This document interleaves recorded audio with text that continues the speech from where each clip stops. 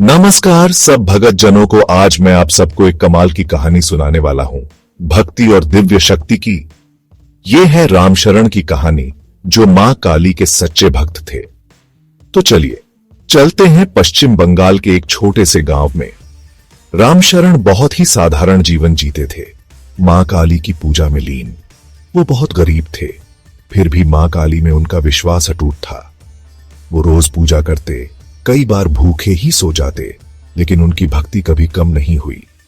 एक रात गांव में आतंक मच गया। कुछ डाकू गांव वालों को लूट रहे थे, मारपीट कर रहे थे। अब रामशरण का घर उनकी नजर में था। जैसे ही डाकू उनके घर के पास पहुंचे, उन्होंने दरवाजा तोड़ने की कोशिश की, और तभी ये हुआ। अचानक दरवाजे से एक तेज काली शक्ति निकली। खुद मां काली प्रकट हुई, रौद्र रूप में। उनके एक हाथ में तलवार थी, आंखों में क्रोध की ज्वाला, और उनकी उपस्थिति से जमीन कांपने लगी। डाकू डर के मारे पत्थर के बन गए।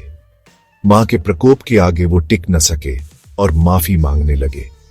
पल भर में मां काली ने अपनी तलवार से जगह को पवित्र किया और डाकू डर के भाग गए। अगली सुबह जब गांव वालों ने यह सुना तो वो हैरान रह गए। रामशरण की अटूट भक्ति का फल उन्हें मिल गया। उनका जीवन बदल गया और उनके घर में बरकत होने लगी। पूरे गांव ने यह सीख ली कि सच्ची भक्ति और विश्वास की हमेशा मां रक्षा करती है। ये कहानी हमें यही सिखाती है कि सच्ची श्रद्धा और भक्ति की हमेशा दिव्य शक्ति रक्षा करती है।